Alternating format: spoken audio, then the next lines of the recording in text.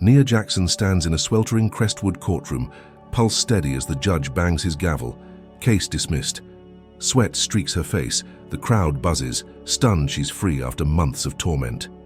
Outside, two white cops smirk, muttering about unfinished business. She grips a hidden recorder, her calm a steel facade over raging fury. They think she's broken, just another victim. Truth is, she's CIA, and their mistake ignites a firestorm they can't outrun, scarring her life forever. What happens when their lies unravel? Before we dive in, let me know where you're watching from, and if you stand for justice, hit like and subscribe for more explosive stories. The night wraps Crestwood, Texas in a sticky, humid blanket, the kind that clings to your skin and makes every breath feel heavy. Nia Jackson grips the steering wheel of her beat-up pickup truck, its engine rumbling low as she cruises down a cracked back road. The headlights carve a narrow path through the darkness, catching the glint of twisted mesquite branches lining the route. She's bone-tired, her cover as a mechanic at Rusty's garage, demanding 12-hour shifts under the hoods of rusted sedans. Her real work, though, the CIA mission tracking a drug pipeline snaking through this nowhere town, keeps her sharper than a blade. Tonight, she's headed home, a cramped rental on the edge of Crestwood, her mind replaying the day's coded intel drop from a burner phone stashed in her toolbox. The clock on the dash glows 11:52. Almost there. She eases off the gas as the road dips, her sharp brown eyes scanning the emptiness. No stoplights out here, just a faded yield sign she knows by heart. Her foot hovers over the brake, a habit from years of precision, when a sudden flash of blue and red erupts in her rearview mirror. Her stomach doesn't drop. It tightens, coiling like a spring. She's been trained for this, drilled until her nerves are iron. The siren wails, sharp and insistent, splitting the stillness. She exhales slow, steady, and flicks on her blinker, guiding the truck to the gravel shoulder. The tires crunch as she kills the engine, her hands resting light on the wheel. Whatever this is, she'll handle it. The squad car pulls up close, its lights pulsing like a heartbeat, casting jagged shadows across her dashboard. Two figures climb out, their boots thudding on the ground with purpose. Nia squints through the side mirror, clocking their navy uniforms, the gleam of badges pinned to their chests. Officer Travis Holt steps forward first, a tall slab of a man with a jaw like a brick and eyes that glint with something mean. His partner Kyle Decker, shorter and thicker, trails him, his buzz cut catching the glow of the street lamp 50 yards back. She knows them by reputation, whispers from the garage about rough stops and missing wallets. Her pulse stays even as Holt strides to her window, his flashlight beam slicing through the glass, raking over her face, her oil-stained jacket, the truck's worn interior. "Good evening," Holt drawls, his voice thick with a Texas twang and a layer of authority. He wears like armor. He leans in, close enough she can smell the stale coffee on his breath. "You know why we pulled you tonight?" Nia meets his stare, her expression a blank slate, unreadable. "No, officer," she says, her tone smooth as polished stone. "I wasn't speeding. Made a full stop at the yield back there." Her words are clipped, deliberate, giving him nothing to grab onto. Holt's lips twitch, a smirk tugging at the edges, condescending and cold. "Actually, you blew right through. A red light half a mile back," he says, tilting his head like he's daring her to argue. "That's a violation." Nia's brow creases just a flicker before she locks it down. There's no red light on this stretch, hasn't been in the decade she's mapped this town for her mission.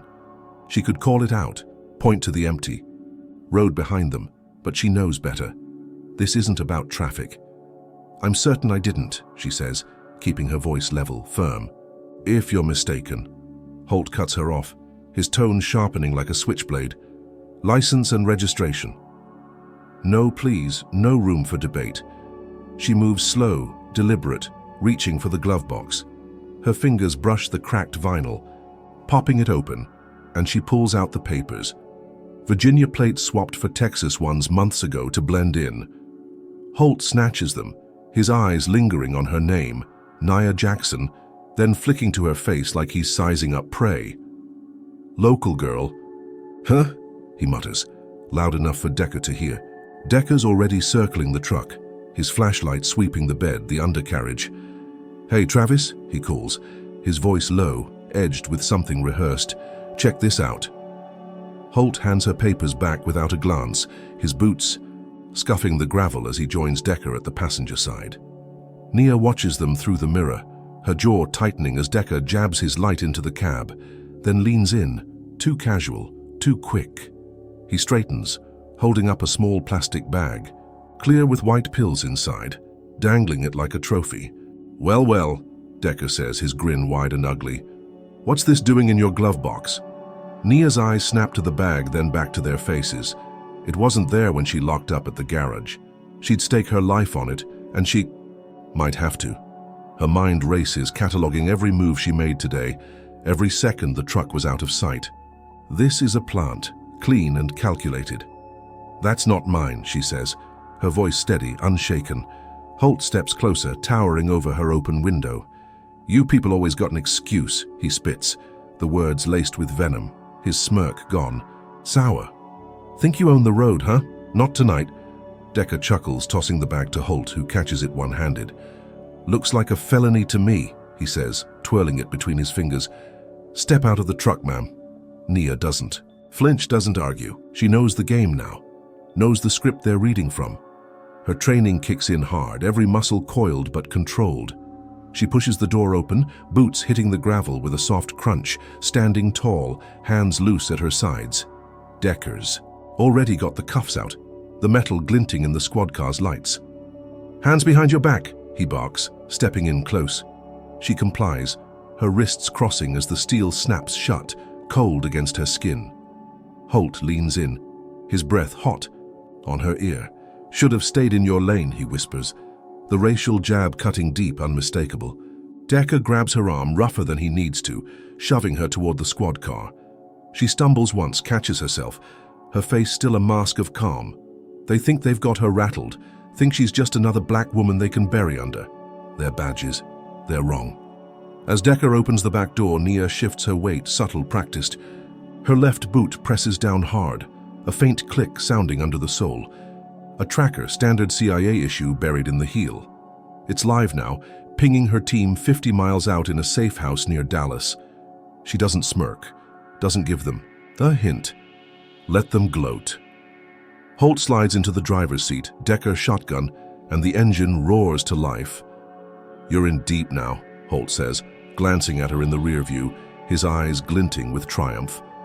"Hope you like cells." The car lurches forward, gravel spitting under the tires as they head for the station. Nia sits still, her breathing even, her mind a steel trap. The cuffs bite into her wrists, but she barely feels it. She's clocking everything. Holt's tight grip on the wheel, Decker's twitchy fingers tapping the bag of pills, the way the radio crackles with static instead of chatter. This isn't random, it's a setup and it's personal. The racial slur wasn't a slip, it's their fuel. She's seen it before in debriefs, in files, but now it's her skin in the crosshairs. The town slides by outside, dark houses and sagging porches blurring into the night. Crestwood's got a history, one she dug into before taking this gig. Red-lined streets, sundown signs scrubbed, but not forgotten. Holt and Decker aren't outliers. They're the legacy, badges pinned to old hate. She wonders how many others they've rolled over, how many names are scratched out in their ledger. Her cover's held for months, but something's tipped them. Off? Not her agency, not yet. Something smaller, pettier. A grudge, maybe. The squad car bounces over a pothole, jarring her against the seat. Decker twists around, his grin back, teeth flashing. "Bet you thought you'd slide through, huh? Not in our town." His voice drips with contempt.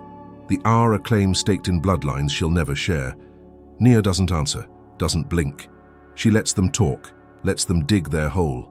Every word's a thread she'll pull later, when the time's right.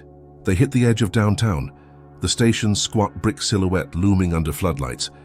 Holt parks sloppy, half over the line, and kills the engine. "Out," he snaps, yanking her door open. She steps into the damp air, the cuffs chafing as he hauls her forward. Decker trails, swinging the bag like a kid with a new toy. "Gonna be a long night," he says, laughing low. Nia's lips twitch, the barest hint of a smile.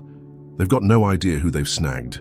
The tracker's signal hums silent in her boot, a lifeline they can't see. This is just the start. The Crestwood police station squats under a haze of yellow floodlights, its brick walls stained with years of neglect. Inside, the air stinks of burnt coffee and sweat, the kind that sticks to your clothes and won't let go. Nia Jackson sits on a metal bench in the booking room, her wrists still raw from the cuffs Travis Holt snapped on too tight. The fluorescent bulbs overhead flicker, buzzing like a swarm of pissed-off bees, casting jagged shadows across the scuffed linoleum floor. She keeps her spine straight, her face a blank wall, even as her ribs ache from the rough shove into the squad car. Her eyes dart, sharp and quick, taking in every inch of the place. The chipped counter where a bored sergeant pecks at a keyboard, the corkboard plastered with faded wanted posters, the hallway stretching left toward the cells. She's been here 10 minutes and already she's mapped it. Holt and Decker strut in from the bullpen, their boots clomping loud enough to turn heads. Holt tosses the bag of pills onto the counter, the plastic crinkling as it lands. "Got a live one," he says, his voice booming, performative. Decker leans against the wall, arms crossed, smirking like he's waiting for applause. The sergeant barely glances up, just grunts and slides a clipboard over. Nia clocks a new face behind them, a rookie, Officer Lena Ruiz, hovering near the coffee machine. She's young, maybe 23, with tight braids and a nervous twitch in her fingers as she pours a cup. Her dark eyes flick to Nia, then away, then back again. Doubt. Nia files it away. "Name," the sergeant mutters, pen poised over the form. "Nia Jackson," she says, her voice steady, cutting through the hum of the room. Holt snorts, loud and deliberate. "Figures," he says, not bothering to lower his tone. "Always the same with you lot." The racial dig lands hard, but Nia doesn't flinch. She's heard worse, felt worse, and she's still standing. The sergeant scribbles, oblivious or uncaring, while Lena's grip tightens on her mug. Nia catches it, the rookie's unease, and decides to test the water. As Holt turns to grab a fingerprint kit, she leans forward, just enough. "Check the dashcam," she says, her words low but clear, aimed at Lena. The rookie freezes, coffee sloshing over the rim. Holt spins back, eyes narrowing. "What did you say?" he snaps, stepping closer. Nia meets his glare, unflinching. "Nothing, officer, just thinking out loud." He looms over her, his bulk blocking the light, but she doesn't budge. Decker chuckles, breaking the tension. She's chatty. Won't be for long. They haul her to the fingerprint station, Holt's hand clamping her elbow like he's dragging a prize. The ink smears cold across her fingers, the machine whirring as it logs her prints. Lena lingers, pretending to sip her coffee, but her eyes keep drifting to the evidence bag, then to Nia. Processing drags on, a slow grind of paperwork and smirks. Holt and Decker trade jabs, loud enough for the whole room to hear. "Bet she's got a rap sheet a mile long," Decker says, grinning. "Probably," Holt replies, "but we'll make sure this one sticks." Nia stays silent, her mind churning. The tracker in her boot's been live for an hour now, her team closing in. She's got to play, get out, regroup, hit back. The sergeant finally slaps the clipboard down. "Cell 3, he grunts, waving her off. But before Holt can move her, the front door bangs open and a wiry guy in a cheap suit storms in. "I'm here for Nia Jackson," he says, flashing a wad of cash. "Bail's posted." Holt's face twists, a snarl curling his lips. "Who the hell are you?" The guy doesn't blink. "Her cousin Marcus. Got the money, got the right. Let her go." Nia hides a smirk. Marcus isn't family. He's CIA, a cover so tight even she believes it sometimes. The sergeant shrugs, counts the bills, and nods. She's clear. Holt slams a fist on the counter, but the law's the law, even in Crestwood. Decker uncuffs her, muttering under his breath, "This ain't over." Nia rubs her wrists, locking eyes with Lena as she passes. The rookie's staring at the squad. Car keys on the desk, her brow creased. Marcus leads her out, the night air hitting her like a slap, thick with the scent of wet grass and diesel. The truck's parked across the lot, dented and dusty, right where they left it. "You good?" Marcus asks, voice low. "Always," she says, climbing in. He peels out, tires squealing, and she lets herself breathe. The station shrinks in, the side mirror Holt and Decker silhouetted in the doorway watching. She thinks she's dodged it, the frame up, the cell. Her team's got the signal. They'll dig into Holt and Decker, pull the threads apart. She leans back, the ache in. Her ribs fading to a dull throb. First win in the bag. But the road home feels too quiet, the hum of the engine too steady. Marcus takes a turn onto Pine Street and Nia's eyes narrow. Headlights flicker behind them, too close, too fast. "We've got a tail," she says, twisting to look. A black SUV, no plates, hugs their bumper. Marcus curses, flooring it, but the SUV swerves, cutting them off. Nia's hand goes to the glove box, empty now except for a wrench. The station's out of sight, but Holt and Decker aren't done. Two figures climb out of the SUV, faces shadowed, and she hears the hiss of a tire deflating. Then another. She's out of the truck before Marcus can stop her, boots crunching on asphalt. The figures move fast, knives glinting as they slash the remaining tires, rubber splitting with a sickening pop. Nia lunges, wrench raised, but they're gone, peeling off into the dark. She stands there, chest heaving, the truck sagging useless on its rims. Marcus kicks a hubcap, swearing. "They're sending a message," he says. Nia nods, her jaw tight. Holt and Decker didn't just let her walk. They've got eyes, hands, a plan. She scans the empty street, the silence pressing in. Lena's. Doubt might have bought her this out, but the cops aren't playing small. Back at the station, Lena slips into the evidence room, her palms slick with sweat. She's been replaying Nia's words. "Check the dash cam." Holt and Decker bragged about the stop all night, but something's off. She finds their squad car's log, pulls the drive. The screen flickers to life, and her stomach drops. No footage. Just static, time-stamped right when Nia was pulled. "Broken," Holt said earlier, laughing. "Too convenient." She tucks the drive in her pocket, heart hammering. Nia's out, but Lena's in deep now, caught between loyalty and a gnawing. Truth? Nia and Marcus limp the truck to a gas station 2 miles up, borrowing a jack from a sleepy attendant. She kneels in the dirt, wrenching a spare tire into place, her mind racing. The bail was a win, a crack in their armor, but the slashed tires scream retaliation. Holt and Decker aren't just crooked, they're rabid, sinking teeth into anything that moves. She thinks of Lena, that flicker of hesitation. Could she flip her, or is she another trap? The night stretches on, humid and heavy, and Nia knows this is just the warm-up. They'll come harder next time. So what do you think?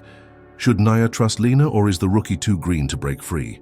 Drop a comment with number 1 if you think Nia's got an ally in her, or number 2 if you smell a double cross coming.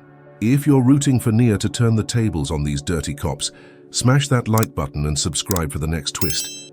Justice is on the line and we're just getting started. Now picture this. Nia's barely caught her breath when a fireball lights up the night.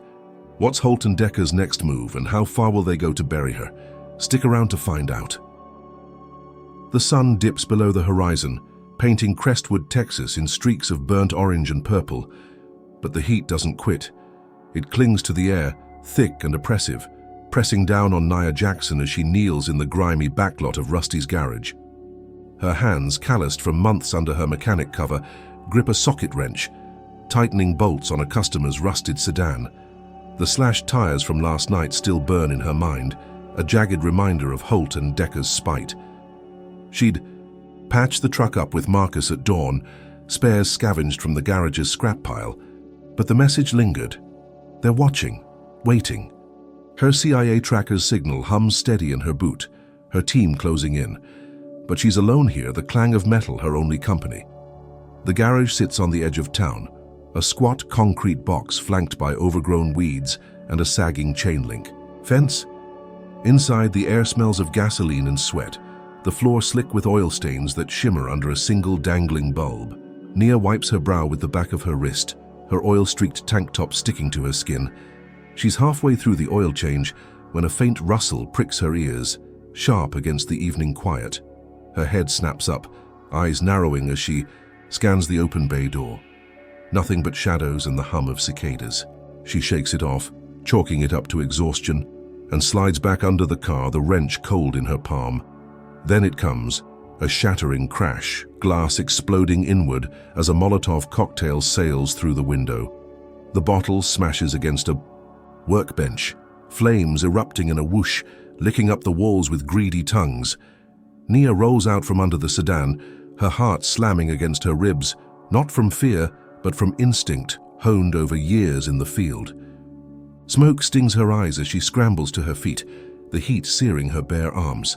The fire spreads fast, curling around oil cans and rags, a roaring beast fed by the garage's guts. She coughs, lungs burning, and stumbles toward the back exit, her boots slipping on the slick floor. She bursts into the lot, the night air a slap of relief, but the crackle of flames follows her. Her truck sits 10 yards away, its dented frame a lifeline. She sprints for it, chest heaving, when something catches her eye, a scrap of paper fluttering under a brick, tossed through the broken window. She snatches it, the edges singed, and unfolds it with trembling fingers. Scrawled in black marker, "Leave town or burn." The words hit like a fist, raw and personal, dripping with the same hate Holt spat last night. Her jaw clenches, teeth grinding as she stuffs the note in. Her pocket. This isn't just a warning. It's a promise. She spins, scanning the lot, her senses razor sharp. The fire's roar masks any sound, but she feels it. Eyes on her. She ducks behind the truck, peering through the haze, and catches a glint of movement near the fence. A figure, tall and lean, slips into the shadows, too quick to ID. Holt? Decker? Her gut twists. They're bold, but this feels off. Too sloppy for their badge-backed swagger. She edges toward the cab, keys jangling in her hand, when a second wave hits. The truck's hood erupts in a spray of paint, thick red letters dripping across the metal. "Go back where you came from." The slur beneath it, crude and jagged, claws at her chest, a racial gut punch meant to wound deeper than the fire. Nia freezes, the paint can's hiss still echoing in her ears.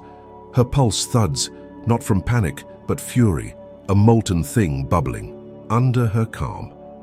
She's faced worse overseas, bullets and bombs in places Crestwood's never heard of, but this is different. This is home soil, her skin the target, her existence the crime. She grips the keys tighter, the metal biting into her palm, and climbs into the cab, slamming the door. The engine sputters to life, coughing like it's choking on the smoke. She throws it into gear, tires spinning gravel as she peels out. The garage shrinking in the rear view, flames clawing at the sky. Her mind races, piecing it together as she swerves onto the main road. Holt and Decker slashed her tires last night, a petty jab to flex their muscle. This is next level, a full-on assault. The fire could have killed her, the note a taunt to twist the knife. But that figure by the fence nags at her, a loose thread. She knows their type, loud, brash, leaning on badges to intimidate. That shadow was silent, deliberate, a ghost slipping away. Is there a third player? Someone pulling strings? Her knuckles whiten on the wheel, the truck rattling over. Potholes as she heads for Marcus's safe house 5 miles out. The road stretches dark and empty, headlights slicing through the humid night. She checks the mirrors, half expecting those blue lights again, but it's just her and the buzz of crickets. The note crinkles in her pocket, a weight she can't shake. Leave town or burn. It's not just about her. It's Crestwood's old playbook, the kind her grandma whispered about. Black folks driven out, homes torched, warnings carved in blood. She's CIA, trained to dismantle empires, but here she's prey, marked by the color of her skin. The irony stings. She's hunting a drug ring and they're hunting her for existing. She pulls into a dirt lane, the safe house a ramshackle trailer hidden by scrub oaks. Marcus meets her at the door, his wiry frame tense. "What the hell happened?" he asks, clocking the soot on her face. "Garage is toast," she says, stepping inside, the note slapping onto the table. He reads it, his jaw tightening. "Holt? And Decker?" She shrugs, dropping onto a creaky chair. "Maybe, but I saw someone else, too fast, too quiet." Marcus curses, pacing. "They're escalating. We need to move you." Nia shakes her head, her voice steel. "Not yet. I've got a signal out, team's close." The trailer's stale air presses in, a single fan whirring uselessly. She replays the ambush, the bottle arcing through the window, the paint dripping down her truck, that shadow vanishing. Holt and Decker's fingerprints are all over it, their racial venom from the stop bleeding into this attack. But the third figure gnaws at her, a puzzle piece that doesn't fit. She's been careful, her cover airtight, yet they're targeting her like she's a loose end. Did they stumble onto her mission? Or is this personal, a grudge older than her badge? She grabs a rag from the counter, wiping the grime from her hands. But the stain of the night won't budge. The fire's heat still lingers on her skin, the slur's venom in her veins. She thinks of Lena, that flicker of doubt at the station. Did the rookie see something, say something? Nia's gut says no, Lena's too green to orchestrate this. But someone did. She leans back, the chair groaning under her weight, and stares at the ceiling. The tracker's live, her team's coming. But Holt and Decker, or whoever's behind them, aren't waiting. They've drawn blood now, and she knows they'll swing harder next time. Outside, the night thickens, the trailer's tin walls creaking in the wind. Marcus cracks a window, the distant wail of sirens cutting through the quiet. Fire trucks, probably too late to save the garage. Nia's mind shifts to the truck, its hood defaced, a beacon now for anyone watching. She'll have to ditch it, go dark. The ambush wasn't a fluke, it's a declaration. They want her gone, broken, erased. But she's not running. She's fought worse odds in worse places, and she's still here.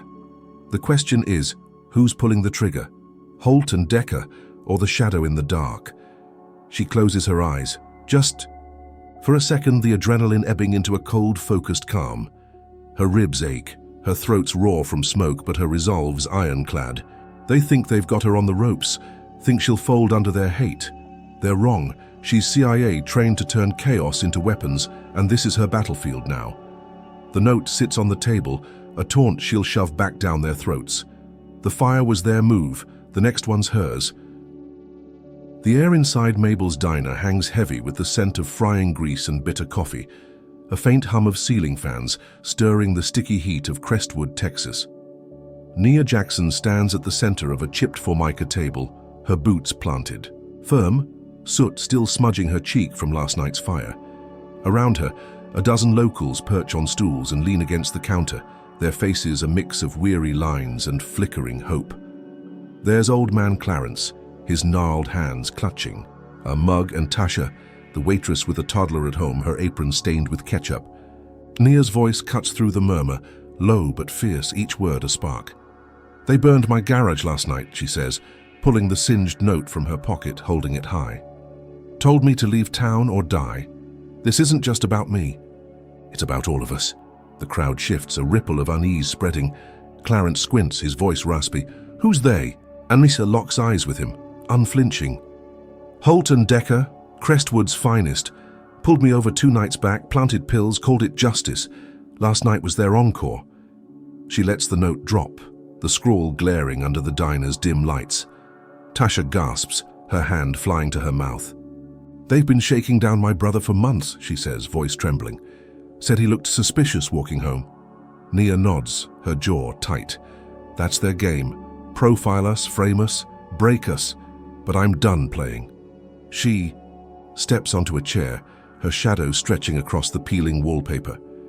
"I've got proof," she says, her tone rising, steel in every syllable. "They think they own this town, think they can scare us quiet. They're wrong." The door creaks open, and Officer Lena Ruiz slips in, her uniform crisp but her face pale, eyes darting like she's chasing ghosts. Nia clocks her, the rookie from the station, and keeps going.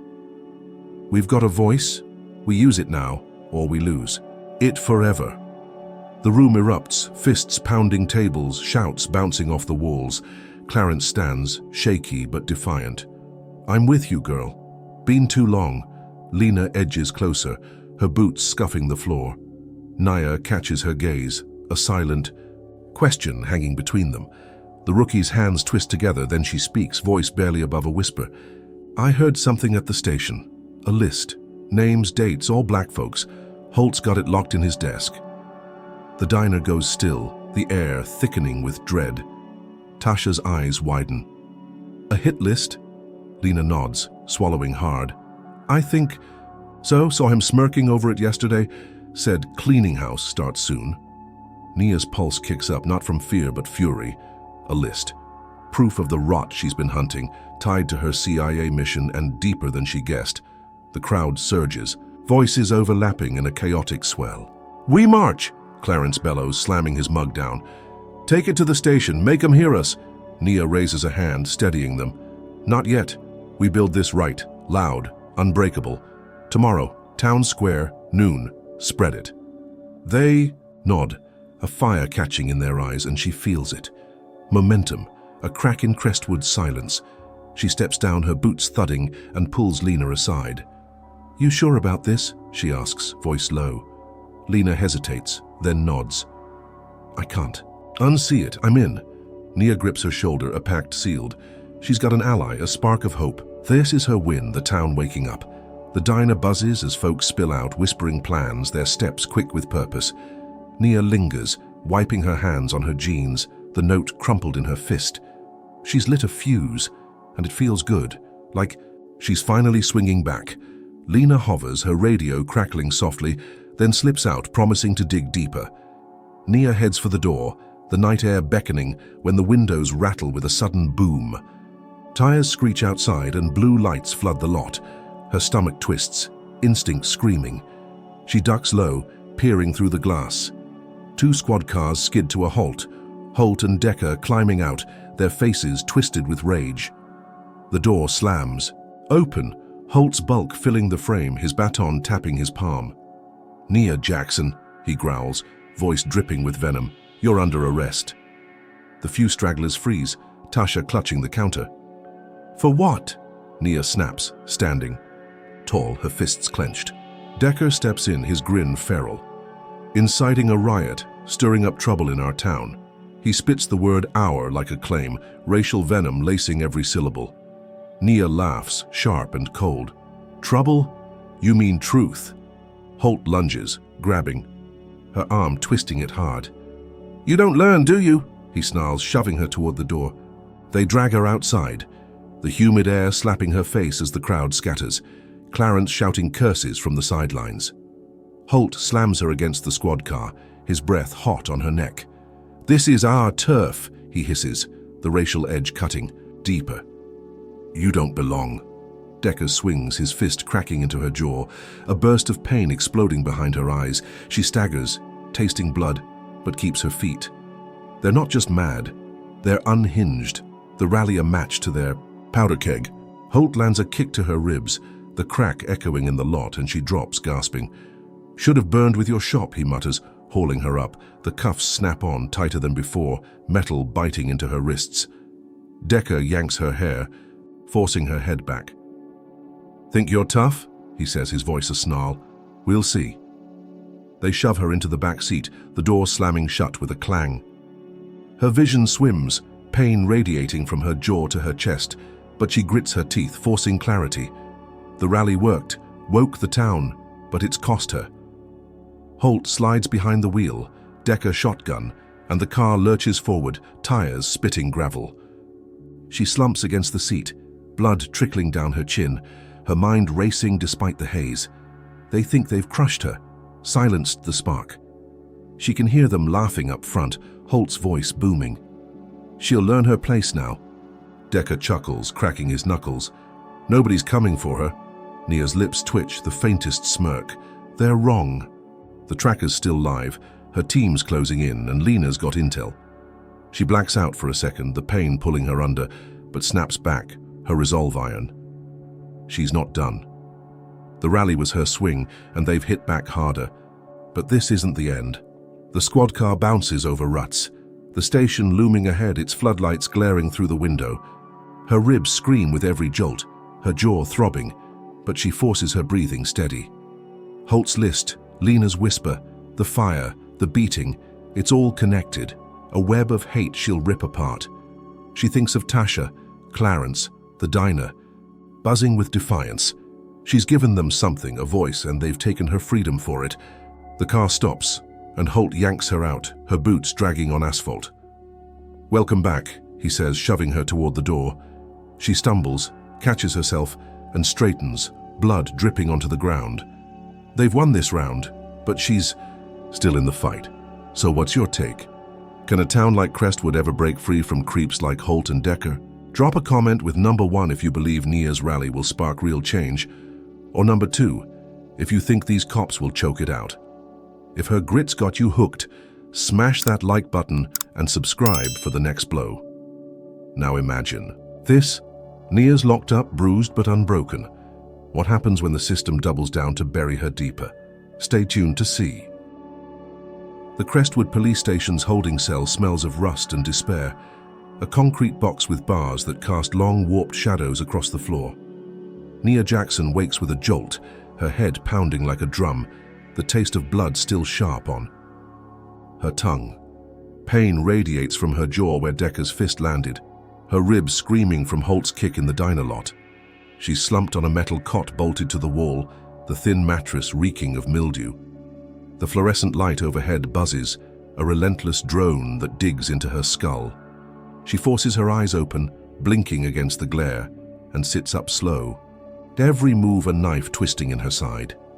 Her wrists chafe under the cuffs, the skin raw and bruised, but her mind snaps to focus, sharp as ever. She's alone, the cell's silence broken only by the drip of a leaking pipe somewhere down the hall. Her last memory flickers in, Holt dragging her through the station doors, Decker's sneer as they shoved her in here. The rally at Mabel's diner feels like a lifetime ago, the crowd's fire snuffed out by this cold grey cage. She tests her restraints, the metal clinking softly, and scans the space. A scratched steel toilet in the corner, a single high window. Too small to climb through, the bars pitted with rust. No cameras, at least none she can see. Good. She needs a play, and fast. Footsteps echo, heavy and deliberate, and the cell door clangs open. Travis Holt fills the frame, his uniform stretched, tight over his bulk, a bloody baton dangling from his hand. Fresh red streaks glint on the wood, a prop straight out of a nightmare. He steps in, his boots scuffing the concrete, and tosses the baton onto the floor with a dull thud. "Morning, sunshine," he says, his voice a low growl, laced with mock cheer. "Sleep well?" Nia meets his stare, her face a mask of steel despite the ache. "What's that?" she asks, nodding at the baton, her tone flat. Holt smirks, crouching to pick it up, twirling it like a toy. "This? Evidence. Seems you swung at me last night when we brought you in, assaulting an officer. Nasty charge." Nia's gut tightens, not from fear but rage, a slow burn igniting in her chest. It's a lie, blatant and bold, but she sees the game. The beating wasn't enough. They're piling on, burying her under fabricated sins. "That's a stretch, even for you," she says, her voice steady, cutting. Holt's smirk widens, his eyes glinting with something dark. "Not when I say it happened. Witnesses saw you resisting. Tough break." He steps closer, the baton tapping his thigh, and she catches the racial edge in his stance, the way he looms, like she's less than human. "You people never know when to quit," he mutters, the slur unspoken but screaming in his tone. She doesn't flinch, doesn't give him the satisfaction. Her mind races, cataloging, no cameras, no proof, just his word against hers. In Crestwood, that's a death sentence. She's about to fire back when the door creaks again. And Lena. Ruiz slips in, her uniform crisp but her face taut, eyes darting between Nia and Holt.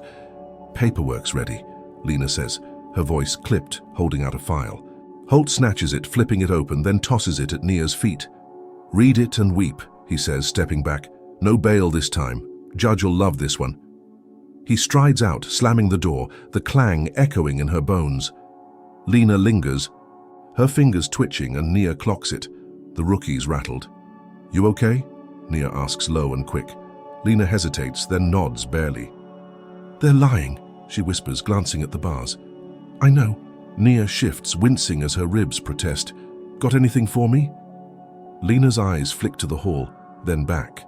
She slips a burner phone from her pocket, small and black, and slides it under the cot with a nudge of her boot. "Found it in evidence, wiped it clean, use it fast." Nia nods, her hand brushing the floor, palming the device. "Thanks," she says, voice steady. Lena's out before Holt notices, the door clicking shut behind her. Nia tucks the phone into her waistband, her pulse kicking up. a lifeline.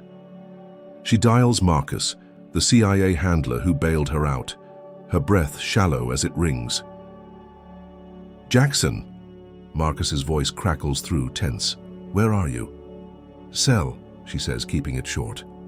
"Assault charge, planted baton, they're locking me down." He curses, loud and sharp. "Trackers live, teams 30 miles out, hang tight." She exhales, the pain blurring her edges. "Hurry," she says, and kills the call, stashing. The phone under the mattress. She leans back, her head against the wall, the cold seeping into her skull. They're close. She's got this. A way out. The rally sparked something, and now she's got Lena inside, Marcus outside. She's winning. Even from here. But the air shifts, a faint gurgle sounding from the drain in the corner. She frowns, peering down as water bubbles up, brown and foul, spilling across the floor. It's not a leak. It's deliberate, a steady flood lapping at her boots. She stands, the cot creaking as the stench hits, sewage raw and choking. The door creaks open again, and a guard she doesn't know, a wiry guy with a patchy beard, leans in, his grin crooked. "Sheriff's got plans for you," he says, his voice a rasp, eyes glinting with malice. He shuts the door, and the water rises cold and filthy, soaking her jeans to the knees. Naya's chest tightens, not from panic but a dawning realization. Sheriff Wade Rollins. She's heard the name, a shadow in Crestwood's whispers, a man with a grip on the county tighter than Holt's fists. This isn't just the cops anymore. It's bigger, uglier. The sewage creeps higher, lapping at the cot. A deliberate torment tied to her skin, her defiance. She climbs onto the mattress, her boots dripping, and grips the bars, peering into the hall. Empty, silent, the guard's words echoing. Plans. Her ribs throb, her jaw aches, but her mind's a steel trap. Rollins knows something, wants her broken before Marcus arrives. She replays the night, the rally's fire, Holt's baton, Lena's risk. The assault charge is a shackle, the flood a punishment, both dripping with racial hate. They think she's trapped, a black woman they can drown in lies and filth. She smirks, faint and fierce, the phone a secret weight against her hip. Her team's coming, Lena's cracking, and she's still breathing. The water rises, soaking the cot, but she stands tall, her resolve unyielding. Holt's frame is tight, Rollins's hand heavier, but she's not done. The cell darkens as the light flickers, the buzz fading to a sputter. She hears boots again, distant, a murmur of voices down the hall. Her fingers tighten on the bars, the sewage swirling around her ankles. She's got the phone, the tracker, a sliver of hope. But Rollins's shadow looms, a new player in this twisted game. Why her? Is it the rally, the mission, or something buried deeper in Crestwood's rot? She steadies her breathing, the pain a dull roar, and waits. They've deepened the frame, but she's still in the fight, and they'll pay for every drop of this muck. The sewage in Nia Jackson's cell laps at her shins, a cold, stinking tide that soaks her jeans and chills her bones. The Crestwood station's holding block hums with a faint electric buzz, the flickering light above her cot casting a sickly glow on the rusted bars. Her ribs throb from Holt's kick, her jaw a tight knot of pain from Decker's punch, but she stands steady, boots planted on the submerged mattress. The burner phone from Lena presses against her hip, a lifeline she's clinging to as Sheriff Rollins's threat echoes in her skull. "Plans for you," the guard said, "and this flood is just the start." She grips the bars, her knuckles white, her breath shallow but controlled. Her CIA team's 30 miles out, closing fast, but time's bleeding away in this muck. A distant clang ripples through the hall, sharp and sudden, and the lights die, plunging the cell into pitch black. Nia freezes, her senses snapping to high alert, ears straining against the slosh of water. A low rumble shakes the walls, the station's power grid coughing out. Her pulse kicks up, not from fear, but anticipation. This isn't a glitch. It's her team. She slips a hand into her jacket, fishing out a thin metal pick hidden in the lining, a trick from her field days. The cuffs clink as she works the lock, her fingers steady despite the ache, the steel snapping free with a soft click. She drops them into the sewage, a silent rebellion, and crouches, waiting. The door bangs open, and Lena Ruiz stumbles in, her silhouette framed by the faint glow of an emergency exit sign. Her uniform's damp, her braids plastered to her neck, a flashlight trembling in her hand. "Nia!" she hisses, voice tight with urgency. "Now!" Nia's on her feet, waiting. Through the filth, her boots sucking against the floor. "So your team?" she asks, grabbing Lena's arm. The rookie nods, breathless. "Cut the power, diversion, we've got minutes." Nia doesn't hesitate, shoving past the bars, the cold metal scraping her shoulder as they bolt down the hall. The A station's a maze of shadows, shouts echoing from the bullpen as officers scramble to restore order. Nia and Lena duck low, slipping past a flickering vending machine, its glass cracked from some old fight. The back exit looms ahead, a rusted slab of steel, and Nia slams into it, the hinges groaning as it swings wide. The night air hits her like a slap, humid and thick, the scent of wet earth cutting through the sewage stink. They sprint across the lot, gravel crunching underfoot, and dive into a tangle of swampy woods bordering Crestwood. Cattails whip her, legs mud sucking at her boots, but she pushes on, Lena panting beside her. She thinks they've made it, the station's chaos fading behind them, her lungs burning with freedom. The swamp's a shield, its murky depth swallowing their tracks. "Safe house," Nia says, her voice a rasp pointing west. 2 miles. Lena nods, her flashlight bobbing, and they weave through cypress trees, the air buzzing with mosquitoes. Nia's ribs scream, her jaw throbbing, but she grits her teeth, the adrenaline a jagged edge keeping her sharp. She's out, Lena's with her, the team's plan clicking into place. A win, hard-earned and raw. Then it hits. A howl splits the V. Night, deep and feral, followed by another. Dogs. Nia's stomach drops, her head snapping back. Flashlights pierce the swamp, beams slicing through the mist, and a mechanical whine cuts the air, a drone buzzing overhead. She grabs Lena, pulling her behind a gnarled trunk, her breath hitching. "Rollins," she mutters. "The sheriff's. Name a curse." Lena's eyes widen, her flashlight clicking off. "He's hunting us." Nia nods, peering through the branches. 3 figures crash through the undergrowth, Holt and Decker barking orders, their canines snarling on leashes. Above, the drone's red eye blinks, tracking their heat. Nia's mind races, her CIA training kicking in hard. She's evaded worse, militias in jungles thicker than this, but Rollins isn't playing small-town cop. This is a manhunt, militarized and ruthless, fueled by the hate she's stirred up. She scans the swamp, clocking a muddy creek 20 yards left. "Water," she whispers, shoving Lena toward it. "Kills the scent." They slosh in, the current tugging at their knees, icy and rank. The dogs bay louder, closing fast, their handlers' shouts ringing with racial venom. "Find that?" "Bitch," Holt roars, his voice a blade through the night. They wade deeper, reeds slicing Nia's hands as she steadies Lena, the rookie's breath ragged. The drone buzzes lower, its spotlight grazing the treetops, and Nia ducks, pulling Lena under an overhang of roots. Mud smears her face, her heart hammering, but she stays still, counting seconds. The dogs splash closer, their growls vibrating through the water, and a beam catches her boot, pinning her in place. She's cornered, the wind slipping through her fingers like swamp sludge. Then a crack splits the air, a bullet whizzing past, grazing her arm with a hot sting. She bites down a curse, blood trickling into the creek, her vision blurring. Holt's silhouette looms 50 feet off, his shotgun raised, Decker beside him with a pistol glinting. "Got her!" Decker yells, his laugh a sick echo. The dogs lunge, chains rattling, and Nia shoves Lena deeper into the bank, her arm burning. She's trapped, the swamp a cage, Rollins's wrath a noose tightening. Her team's too far, the E. Phone useless in this muck, and Lena's trembling, her resolve cracking. Nia's ribs scream as she shifts, her hand pressing the wound, the blood warm against her fingers. She thinks of the rally, the fire, the cell, all leading here. They're not just framing her now, they're erasing her. The drone dips, its whine. Deafening, and Holt fires again, the shot splintering bark above her head. Lena gasps, clutching Nia's sleeve, her eyes wild.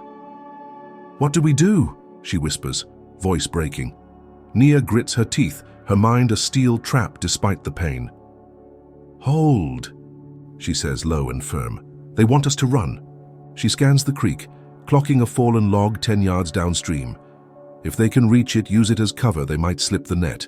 But the dogs are close, their jaws snapping, and Rollins' shadow hangs over it all, a puppet master turning hate into a weapon.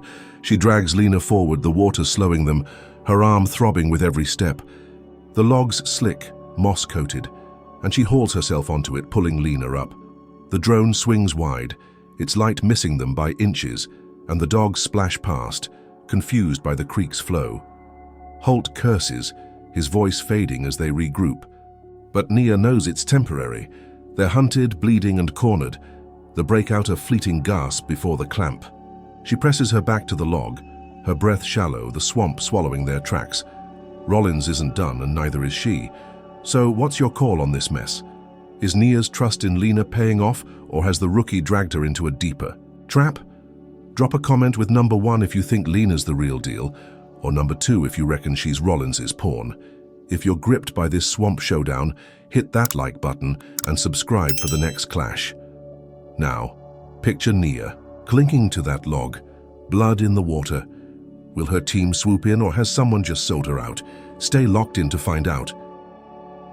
The swamp air clings to Nia Jackson like a second skin, thick with the stench of rot and the metallic tang of her own blood.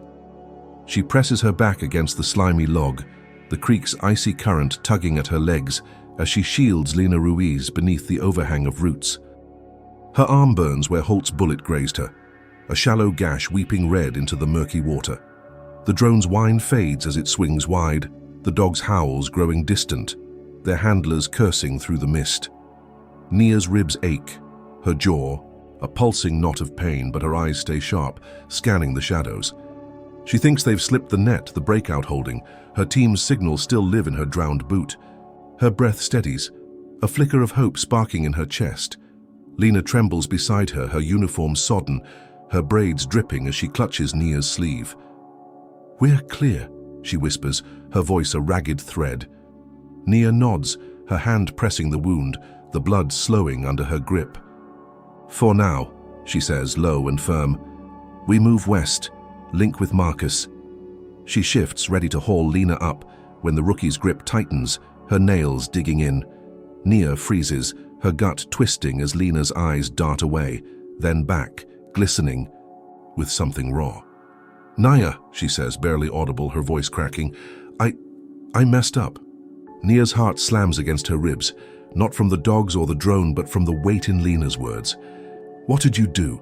she asks, her tone steel, her hand dropping to her side. Lena swallows, her breath hitching, and the confession spills out like poison. "I tipped Rollins after the diner. Told him you were rallying folks, stirring trouble. He promised immunity, said he'd bury my brother's record if I played along." Her voice breaks, tears cutting tracks through, the mud on her face. "I didn't know he'd... this, I swear." The swamp goes silent, the world narrowing to Lena's sobbing and the betrayal slicing through Nia's core. Her mind reels, replaying every move. Lena's doubt at the station, the burner phone, the breakout. It was a setup, a leash, Rollins, yanked to drag her back.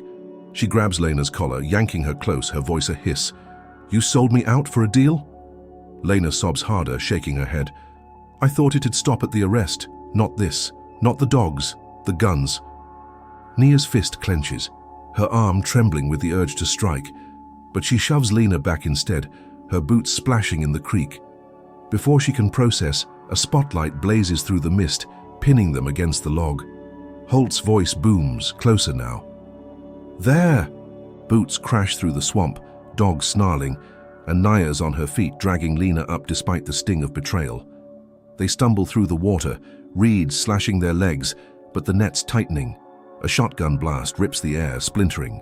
A tree trunk inches from Nia's head, and she dives, pulling Lena into a ditch.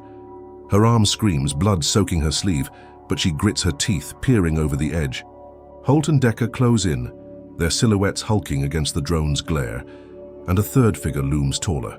Sheriff Wade Rollins, his Stetson casting a shadow like a vulture's wing. They're on her in seconds, Holt's meaty hand yanking. Her from the mud, Decker cuffing Lena with a sneer. Rollins steps forward, his voice a slow drawl dripping with venom. "Thought you'd run, Jackson," he says, his eyes raking over her, the racial hate a palpable weight. "You don't get to win here." He nods to Holt, who slams Nia against a cypress, her ribs cracking under the blow. She gasps, vision swimming, but keeps her chin up, blood dripping from her lip. Decker shoves Lena forward, the rookie's sobs drowned by his laugh. "Told you she'd flip," he says to Rollins, smug. They haul her back to Crestwood, the squad. Car bouncing over rutted roads, her hands cuffed behind her, Lena silent beside her. Nia's mind churns, the betrayal a knife twisting deeper than Holt's fists.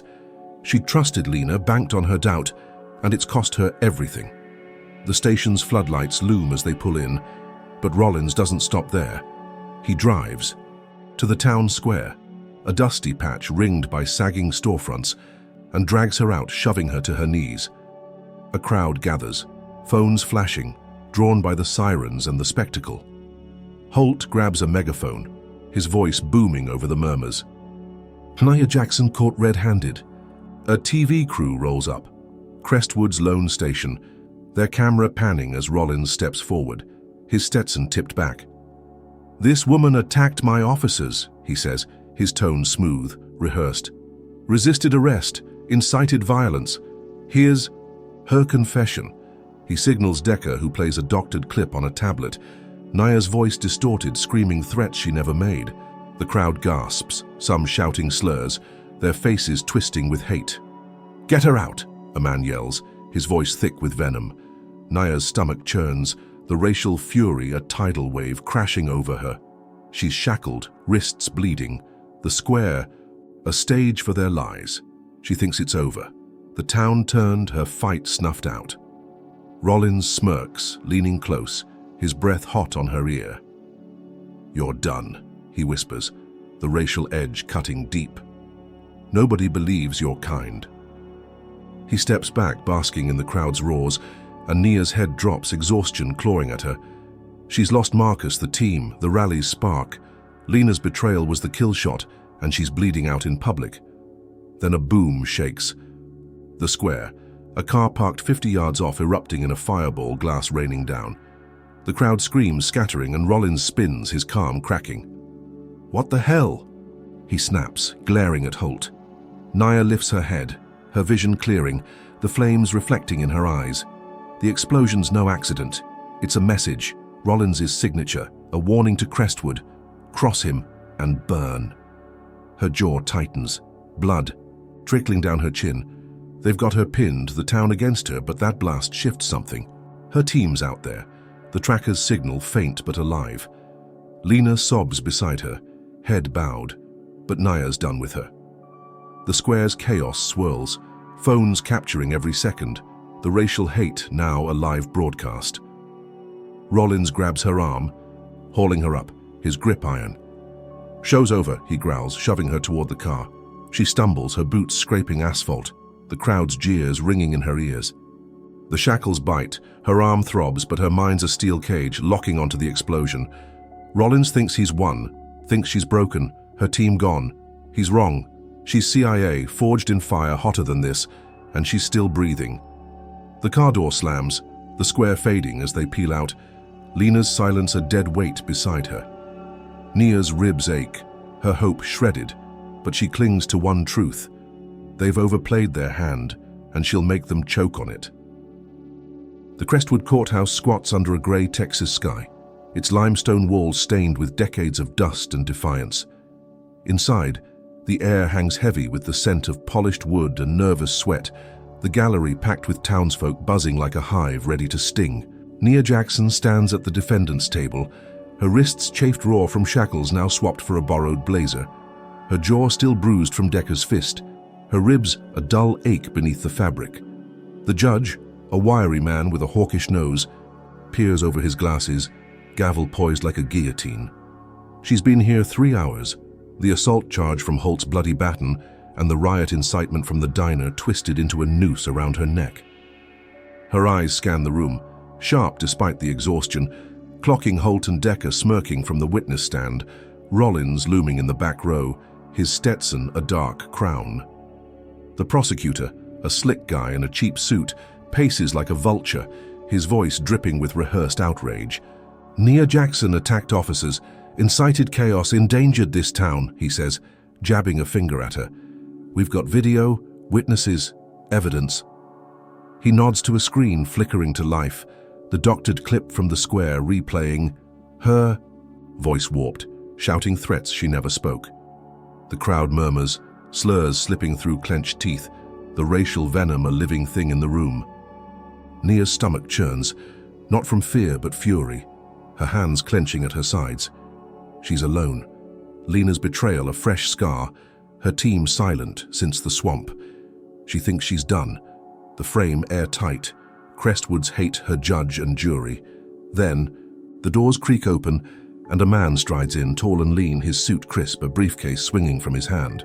He moves with purpose, his dark eyes locking onto Nia's, a faint nod passing between them. Marcus, her CIA handler, posing as her lawyer.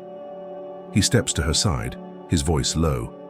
"Hang on," he says, slipping a USB drive into her palm under the table. "Dashcam, Holt missed it." Nia's pulse kicks up, her fingers closing around the device, a lifeline in this cesspool. She nods, her jaw tightening, and Marcus turns to the judge. "Your Honor, new evidence," he says, his tone smooth, commanding. The prosecutor sputters, his face reddening. "Objection! This is untimely." The judge waves him off, curious. "Let's see it." Marcus plugs the drive into the court's laptop, and the screen shifts, grainy footage rolling from Holt's squad car 2 nights back. Nia's truck sits on the shoulder, her calm voice denying the stop sign lie, Decker planting the pills in plain sight. The audio crackles, Holt's slur cutting through. "You people always got an excuse." The gallery gasps, a ripple of shock, breaking the hate. Nia stands taller, her bruised face unyielding as Marcus spins it. Fabricated charges, planted evidence, racial profiling. This case is a sham. Holt lurches from the stand, his bulk shaking the rail. "That's edited," he roars, but the timestamp glares undeniable, the footage raw. Decker shrinks beside him, his smirk gone, sweat beading on his buzz cut. The prosecutor stammers, papers slipping from his hands, but the judge's gavel slams, silencing the room. "Enough!" he snaps, his voice a whip. "Charges dismissed, insufficient evidence." The crowd erupts, some cheering, others shouting curses, the racial divide splitting wide. Nia exhales, her ribs aching with the release, her eyes locking. On to Marcus. She's free, the frame shattered, the town stunned. A win, clean and hard-fought. She steps from the table, her boots steady on the worn floor, the blazer stiff against her battered frame. Marcus guides her toward the exit, the galleries. Noise a dull roar in her ears. She thinks it's over. The dashcam her trump card. Crestwood's eyes pried open. Holt and Decker slump, Rollins's shadow retreating through the back door. She's out, the courthouse steps beckoning, the humid air a promise of freedom. Then, a murmur ripples through the crowd, heads turning to a TV mounted in the corner. A live news feed flickering on. The screen shows flames licking a small house on Crestwood's east side, smoke billowing into the sky. A reporter's voice cuts through, urgent. Breaking news. A fire engulfs a residence owned by Nia Jackson's sister, Maya. Authorities suspect arson. Nia's heart stops, her breath catching as the camera pans to a crowd, some jeering, others silent. Her sister's porch collapses, embers spiraling upward, and the reporter adds, "No word on injuries yet." Nia's knees buckle, Marcus catching her arm, but she shakes him off, her eyes blazing. Maya, her anchor, her blood now a target. Rollins reappears on the steps outside, his Stetson low, a smirk curling his lips as he leans close. "Your family's next," he whispers, his voice a blade, racial hate dripping like venom. Nia spins, her fist rising, but Marcus pulls her back, his grip iron. "Not here," he hisses, dragging her down the steps. The crowd parts, phones flashing, the news chopper buzzing overhead. She's free, the case dead, but the victory's ash in her mouth. Rollins's threat lands heavier than Holt's baton, the fire a racial dagger aimed at her soul. She stumbles to Marcus's car, her mind racing, the courthouse fading behind her. The engine roars, tires peeling out, and Nia stares through the windshield, her bruised hands trembling in her lap. Maya's house, her sanctuary, torched on live TV. She replays Rollins's smirk, the crowd's jeers, the flames licking her sister's life away. The dashcam won the battle, but Rollins has escalated the war, striking where she bleeds most. Her ribs ache, her jaw throbs, but the pain's nothing next to the rage boiling in her chest. She thinks of the rally, the swamp, the square, all leading here. They've lost the courtroom, so they've burned her roots. Marcus grips the wheel, his voice tight. We'll find her, team's rerouting now. Nia nods, her throat raw, the USB drive still clenched in her fist. She's out, the charges dust, but Rollins's play is bigger, crueler. The town saw her win and he's made them pay, the racial hate a wildfire she can't outrun. She leans back, the seat creaking, her eyes fixed on the road. Maya's out. They're alive or not, and Nia's not stopping. The courtroom was a flicker of justice, but this is personal now, a fight she'll finish with blood. So what's your verdict on this twist? Does Nia's courtroom win feel like a real blow to Rollins, or is his arson revenge proof he's still untouchable? Drop a comment with number 1 if you think she's got the upper hand, or number 2 if Rollins is running this game. If this gut punch has you hooked, smash that like button and subscribe for the next strike. Now imagine Nia racing through the night, her sister's fate unknown. Will she save Maya, or has Rollins just set a trap too tight to break? Stick around to see the fires fall out. The night cloaks Crestwood, Texas in a suffocating shroud, the air thick with the acrid bite of smoke and the hum of distant sirens. Nia Jackson grips the passenger door of Marcus's beat-up sedan, her bruised knuckles white, her eyes locked on the glowing horizon where her sister's house burns. The dashboard clock ticks past 9. Each second a hammer blow to her chest. Maya's out there, caught in Rollins's racial vendetta, and Nia's ribs ache with every jolt of the car, her jaw still throbbing from Decker's fist. Marcus floors. It tires screaming over asphalt, his jaw tight as he weaves through back roads toward the east side. She's alive, he says, his voice a lifeline she clings to. She has to be. Nia nods, her throat raw, the USB drive from the courtroom digging into her palm like a talisman. The sedan skids onto Maple Street, the glow sharpening into flames licking Maya's clapboard house, a modest 2-story Nia helped paint last summer. Smoke billows black against the sky, embers spiraling like fireflies, and a crowd mills on the lawn, their faces a mix of shock and venom. Nia's out before Marcus stops, her boots hitting the ground hard, the heat slapping her face as she shoves through. "Maya!" she yells, her voice cracking, drowned by the fire's roar. A firefighter grabs her arm, his helmet streaked with soot. "Stay back," he barks, but she twists free, scanning the chaos. No Maya, no body, just the porch caving in with a groan, windows shattering in the blaze. Her eyes catch tire tracks gouging the muddy yard, fresh and deep, veering north toward the industrial district. Her gut screams, abduction, not accident. Rollins's smirk on the courthouse steps flashes in her mind, his whisper a poison dart. "Your family's next." She spins to Marcus, his sedan idling behind her. "Tracks," she says, pointing, her voice steel despite the tremble. "They took her." He nods grim, and she's back in the car, the door slamming as he peels out, the fire fading in the rear view. Her arm throbs where Holt's bullet grazed her, blood crusting under her sleeve, but she pushes it down, her CIA training a cold lens sharpening her focus. The industrial district looms 10 minutes out, a sprawl of rusted warehouses and sagging silos under a moonless sky. Marcus kills the headlights, coasting into the shadows, and Nia spots the tracks again, cutting through gravel to a hulking steel building, its windows blacked out.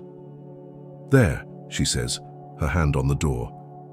He grabs a pistol from the glove box, tossing her a knife, its blade glinting in the dim. "We go quiet," he says, and she nods, slipping the blade into her boot, her ribs protesting as she moves. They creep to the warehouse, gravel crunching soft underfoot, the air heavy with oil and decay. A side door hangs ajar, and Nia slips through, Marcus at her back, the darkness swallowing them. Inside, the space yawns wide, a cavern of crates and machinery, the faint drip of water echoing off metal walls. She hears a muffled cry, sharp and familiar, and her heart lurches. Maya. She moves fast, weaving through stacks, her boots silent on the concrete, until she spots them. 2 goons in black, Rollins's muscle, guarding a chair in the center. Maya's bound there, her wrists roped, a gag biting into her mouth, her eyes wide with terror. Nia's sister, her soft curls matted with sweat, her blouse torn. Nia signals Marcus, a flick of her hand, and they split, flanking the guards. She's on the first before he blinks, her knife slashing his thigh, a silent takedown as he crumples with a choked gasp. Marcus cracks the second skull with his pistol butt, the man slumping to the floor. Nia's at Maya's side in seconds, slicing the ropes, yanking the gag free. "Nia," Maya gasps, her voice a sob, clinging to her. "They said you'd pay." Nia's jaw tightens, her arm around Maya's trembling frame. "You're safe now," she says, her voice steady. A lie she forces true. She thinks they've won, the guards down, Maya in her arms. Marcus nods, holstering his gun, and they move for the exit, Nia supporting Maya's stumbling steps. Her sister's alive, shaken but breathing, and relief floods her, sharp and fleeting. They're 10 feet from the door when a hiss cuts the air, a soft pop echoing from the rafters. Gas seeps in, a grey haze curling from vents, stinging her eyes, clogging her throat. She coughs, her lungs seizing, and Maya sags against her, her knees buckling. "Trap," Marcus rasps, pulling his shirt over his mouth, but it's too late. Nia's vision blurs, the warehouse spinning as she drags Maya back, her arm screaming with pain. She stumbles, crashing into a crate, her knife clattering away.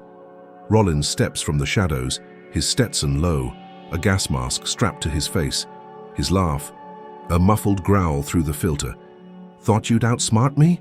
he says, his voice a taunt, racial hate dripping like venom. "You don't get to win, Jackson." He signals, and more goons emerge, masked and armed, their boots thudding as they close in. Nia fights the haze, her training a fading anchor, but her legs give out, Maya slipping from her grip. She hits the floor, her cheek pressed to cold concrete, the gas a weight crushing her chest. Rollins looms over her, his shadow swallowing the light, and she hears the clank of chains, metal biting into her wrists as they bind her. Maya's dragged beside her, her sobs fading to whimpers, and Marcus slumps nearby, unconscious, his pistol kicked away. Rollins crouches, his mask inches from Nia's face, his eyes glinting with triumph. "You're mine now," he says, the racial edge a blade twisting deeper. "Crestwood's done with you." Her head swims, the gas pulling her. Thunder, but she locks onto his smirk, her rage a ember refusing to die. She'd stormed in, taken down his men, freed Maya with CIA precision, and he'd flipped it. A trap sprung when she thought she'd won. The warehouse fades, her lids heavy, the chains a cold promise of worse to come. She thinks of the courtroom, the dashcam, the rally, all crumbling to this. Rollins's racial war, her sister the bait, her freedom a mirage. Her breath slows, the gas winning, but her mind clings to one truth. She's still alive, and he'll regret it. The goons hoist her up, her body limp, Maya's weight beside her as they're dragged to a van parked outside. The night air cuts. Through the haze, a faint jolt to her senses, but the chains hold tight, her arm bleeding anew. Rollins climbs into the driver's seat, his laugh echoing as the engine roars, the warehouse shrinking in the dark. Nia's head lolls, her ribs a fire of pain, but she forces her eyes open, clocking the road signs through the van's grimy window. They're headed north, deeper into his territory, and she's got nothing. No knife, no team, no plan. Maya's hand brushes hers, a weak squeeze, and Nia grips back, her sister's pulse a tether keeping her sharp. Rollins thinks he's broken her, thinks the gas and chains are the end. He's wrong. She's CIA, forged in hells he can't imagine, and this is just a detour. The van bounces over ruts, the night swallowing them, and she replays the fight. The guards fall, the gases hiss, Rollins's mask. He's not just a sheriff, he's a machine, racial hate his fuel, and she's his prize. But she's not done, not while Maya breathes, not while her blood still flows. The van's engine growls low as it rumbles through Crestwood's outskirts. the night a black veil pierced only by the flicker of passing streetlights. Nia Jackson slumps against the cold metal wall, her wrists bound in heavy chains, the links clanking with every jolt. Her head throbs from the gas, a dull fog clouding her senses, but her eyes flicker open, locking onto Maya beside her. Her sisters curled tight, wrists roped, her breathing shallow, her soft curls matted with sweat and grime. Sheriff Wade Rollins sits up front, his Stetson a dark silhouette, his masked goons silent in the shadows. Nia's arm burns where Holt's bullet grazed her, blood crusting her sleeve, her ribs a fire of pain from the beating. She grits her teeth, her CIA resolve a steel thread pulling her back from the edge. The van lurches to a stop, gravel crunching under the tires, and the rear doors swing open, humid air flooding in with the stench of damp earth and motor oil. Rollins climbs out, his boots thudding as he barks orders, his voice a rasp through the mask he's shed. "Get 'em inside," he snaps, and the goons haul Nia and Maya from the van, their grips bruising as they drag them across a muddy yard. Nia stumbles, her boots slipping, but keeps her head up, clocking the scene. A squat brick building, windows boarded, a basement hatch yawning open like a grave. Her stomach twists, not from fear but fury, as they're shoved down a rickety staircase, the air growing dank and cold. The basement's a concrete pit, lit by a single bulb swinging from a frayed cord, casting jagged shadows on stained walls. Chains dangle from the ceiling. A rusted table sits in the corner, piled with tools that glint with menace. Nia's shoved to her knees, the chains yanked tight, pinning her arms above her head, the metal biting into her wrists. Maya's tied beside her, her sobs muffled by a fresh gag, her eyes wide with terror. Rollins steps in, his Stetson low, a branding iron glowing red in his hand, the heat shimmering in the dim. "Time to teach Crestwood a lesson," he says, his voice a slow drawl, racial hate dripping like venom. He nods to a goon who flips on a camera perched on a tripod, its red light blinking as it streams live. Nia's pulse hammers, her mind racing despite the pain. He's broadcasting this, turning her torment into a public execution of her spirit. Rollins looms over her, the iron's tip inches from her face, the heat searing her skin. "You thought you'd win," he says, his eyes glinting with sadistic glee. "Thought you'd shame us in court. This town don't bend for your kind." He presses the iron to her shoulder, the flesh sizzling, a white-hot agony ripping through her. She bites down a scream, her body jerking, but her eyes stay locked on his, defiant.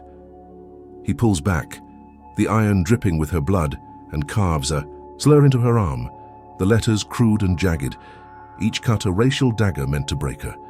Maya shrieks through the gag, thrashing against her ropes, tears streaming down her face. Nia's vision swims, the pain a roaring tide, but she forces her breathing steady, her CIA training a lifeline in this hell.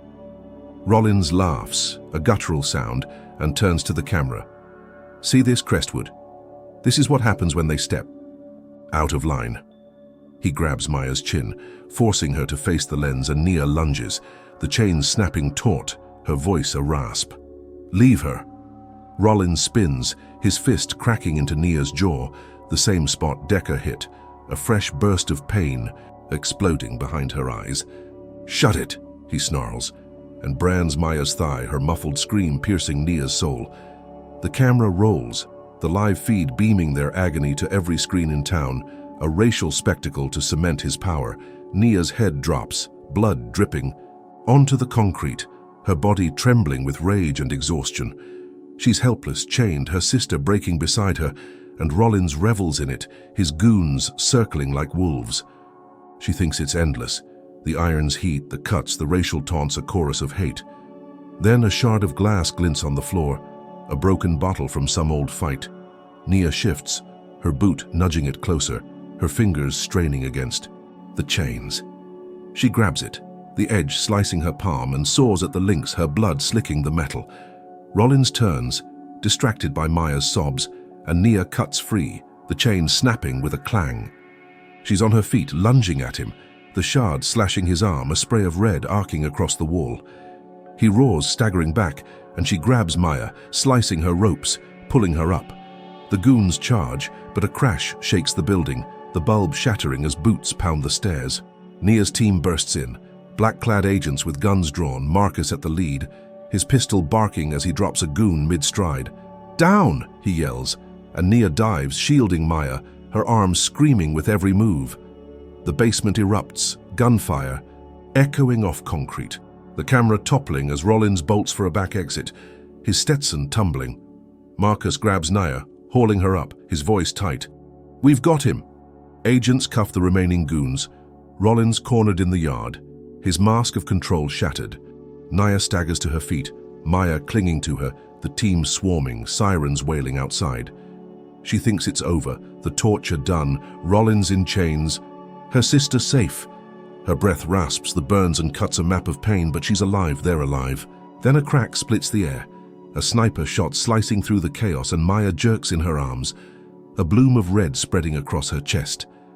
Nia screams, her voice raw, catching her sister as she falls, the concrete cold beneath them. Maya's eyes flutter, her hand grasping Nia's, then go still, her pulse fading under Nia's fingers. She cradles Maya, her sobs choking her, blood pooling around them. Marcus spins, scanning the roofline, but the shooter's gone. "Halt!" Nia rasps, her voice breaking, clocking his bail from the courtroom. He's free, and he's taken her heart. Rollins smirks from the cuffs, his laugh a knife twisting. "Deeper." "Told you," he says, racial venom lacing the words. "You don't win." Nia's head bows, her sister's body heavy in her lap, the team's shouts a distant hum. She'd escaped, fought, saved Maya, only for Holt to rip her away, a racial execution on live feed. The agents drag Rollins out, his boots scraping, but Nia stays, her hands trembling as she strokes Maya's hair, the burns on her shoulder a dull echo of the agony in her chest. Marcus kneels beside her, his hand on her back, silent. The basement's a tomb now, the camera's red light dead, Crestwood's eyes still burning into her through the screens.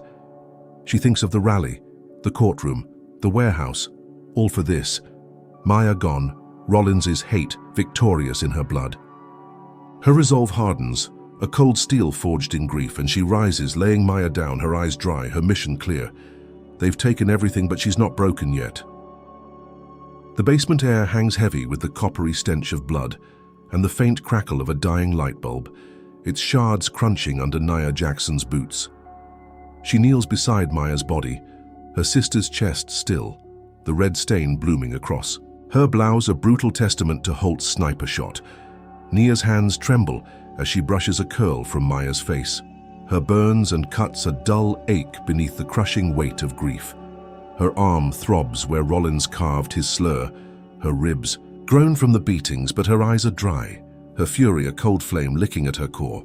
Marcus stands nearby, his pistol holstered, his silence a shield as agents swarm the scene. Cuffing Rollins' goons, their shouts a distant hum. Sheriff Wade Rollins kneels in the yard outside, hands bound, his smirk fading under the floodlights. But Nia's not done with him. Not yet. She rises, her boots steady on the blood-slick concrete, and turns to Marcus, her voice a rasp. "Get me in," she says, nodding toward the station.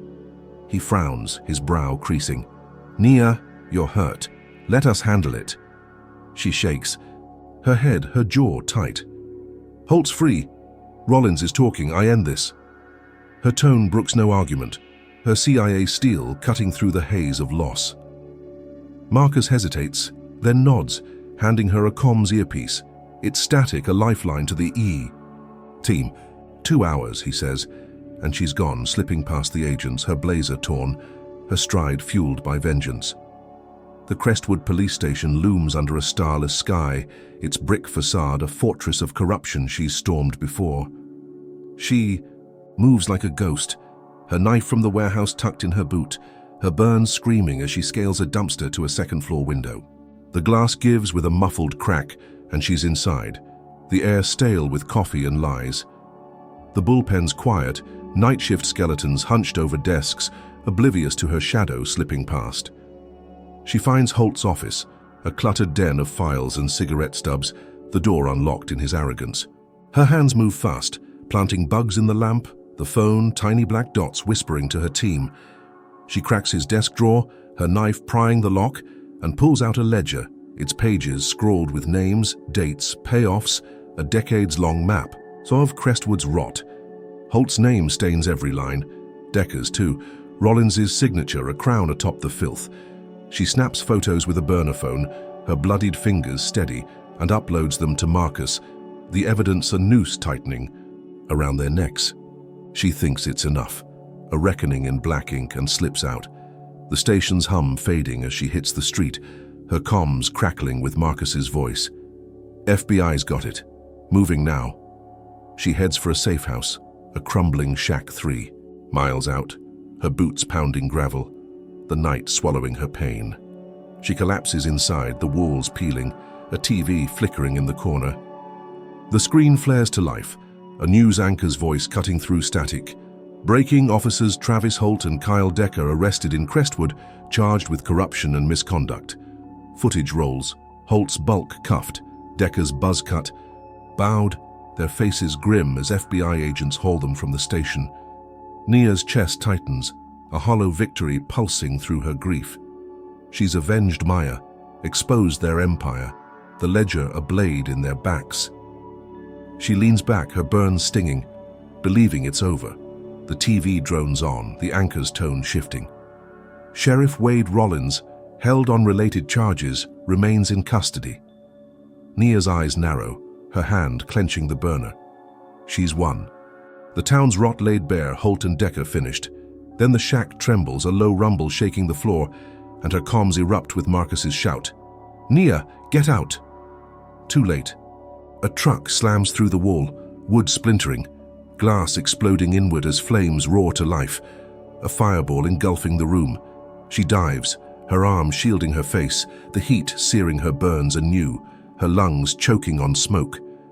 She crawls through the wreckage, her knife lost, her ribs screaming as debris rains down. The truck's a hulking shadow, its driver gone. A Molotov cocktails echo from the garage fire weeks back. She staggers outside, the night air a slap. The safe house blazing behind her, flames licking the sky. Her comms crackle, Marcus's voice frantic. "Rollins ordered it. From jail. He's got reach." Nia's knees buckle, her burns roar, her sister's face flashing in the firelight. She'd exposed them, buried Holt and Decker, but Rollins isn't done. His racial hate a hydra striking from behind bars. She limps to a ditch, her breath ragged, the safe house a pyre mirroring Maya's house. Her team's scrambling, the FBI closing in, but Rollins's goons are shadows. His orders a death knell she can't outrun. She thinks of the ledger, the bugs, the arrests, all her moves to dismantle their empire. It worked, cracked Crestwood. Wide, but Rollins flipped it, a final racial gut punch to burn her out. Her arm bleeds through the blazer, her burns blistering, but she forces herself up, her eyes fixed on the horizon. Marcus's sedan screeches up, dust swirling, and he leaps. Out, his face pale. "Nia!" he yells, grabbing her, pulling her to the car. She collapses inside, the seat creaking, her blood smearing the leather. "He's still playing," she rasps, her voice raw. Marcus floors it, the safe house shrinking in the mirror, flames dancing in the dark.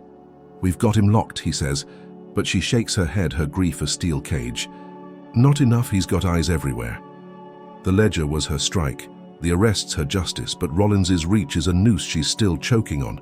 The car races through Crestwood's back roads, the night a blur, her burns a map of pain etched into her skin.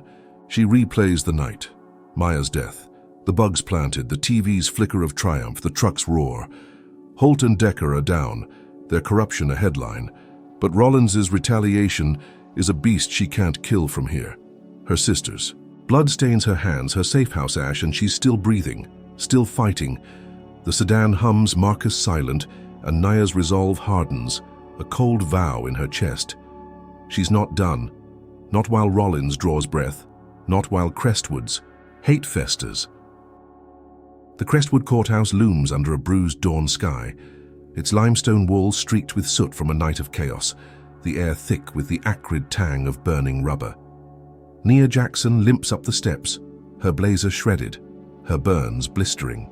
Raw beneath bandages Marcus slapped on in the car. Her arm throbs where Rollins carved his slur, Her ribs a jagged ache from the safehouse crash, but her eyes burn with a cold, unyielding fire. Maya's death is a weight in her chest, her sister's blood a stain she'll never wash off. And she's here to end it. The sedan's engine still ticks behind her, Marcus at her side, his suit rumpled, his pistol a bulge under his jacket. Her comms crackle faint, the team scattered but closing in, the FBI a shadow on the horizon. Inside, the courtroom buzzes with a restless crowd, their murmurs a low roar as Nia shoves through, her boots scuffing the polished floor. Sheriff Wade. Rollins stands at the defendant's table, cuffs glinting under the fluorescent glare, his Stetson gone, his smirk a faint echo of the monster who branded her. Holt and Decker slump beside him, their navy uniforms swapped for orange jumpsuits, their faces hollow after the ledgers leak. The judge bangs his gavel, a sharp crack silencing the room, his voice a growl. "Order! We're here for sentencing." Nia steps forward, her breath ragged, her hand clutching a dossier Marcus slipped her in the car. Its pages a bomb she's ready to detonate. The prosecutor rises, his tie crooked, his voice steady. Rollins faces multiple charges: corruption, assault, murder. Holt and Decker too, evidence is airtight. He nods to the ledger, its photocopies spread across the bench, a decades-long map of Crestwood's rot. Nia's bugs hum silent in her ear, the FBI listening, but she's not here to wait. She slams the dossier down, her voice cutting through the hum. "Your Honor, there's more," she says, her tones steel, her burns a visible testament to her fight. The judge squints, waving her on, and she opens it, her fingers trembling with rage, not pain. "Rollins isn't just a crooked sheriff," she says, her eyes locking onto his smirk faltering. "He's a CIA mole, gone rogue." The room gasps, a tidal wave of shock crashing over the gallery. She flips the pages, photos spilling out, Rollins in a desert, shaking hands with a cartel boss, encrypted emails tying him to a drug pipeline she'd been sent to dismantle, a badge with a hidden serial number, hers stolen months back. "He framed me to bury his own tracks," she says, her voice rising raw with grief. "Burned my sisters. House killed her to keep his secret. Holt and Decker were pawns." Rollins lurches, his cuffs clanking, his face twisting with fury. "Lies!" he roars, but the judge's gavel slams, silencing him. Nia presses on, her burns searing as she leans forward.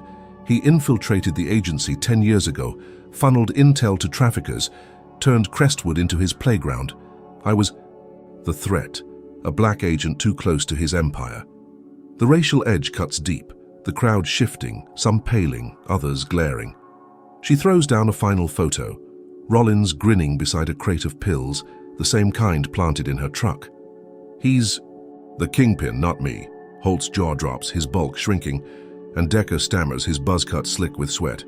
"We didn't know," he mutters, but Nia's glare shuts him up, her fury a blade. The judge peers at the dossier, his glasses slipping, then turns to Rollins, his voice ice. "Explain this." Rollins smirks, a last gasp of defiance, but it's hollow. "She's desperate," he says, his drawl cracking. "Faking it." Nia steps closer, her boots thudding, her voice a whip. "Check the serial, call Langley, it's over." The judge nods to a clerk who dials, the room holding its breath as the line connects. A voice crackles through CIA brass, confirming the badge, the mole, the betrayal. Rollins's face collapses, his empire ash, and the judge's gavel falls, like thunder. "Death penalty," he says, his tone final. "Holt and Decker, life without parole." The gallery erupts, cheers clashing with curses. The racial divide a fault line splitting wide. Nia stands still, her burns a map of her war, Maya's ghost beside her. She's won, exposed the traitor, avenged her sister, but the victory's bitter, a hollow echo in her chest. She turns to leave, Marcus at her flank. The courtroom's chaos fading as they hit the steps. The town square smolders, smoke curling from the night's wreckage, and a roar builds, not from the courthouse, but the streets. Crestwood burns, riots, flaring as the news spreads, windows shattering, tires screeching. The racial hate Rollins stoked, now a wildfire she's sparked.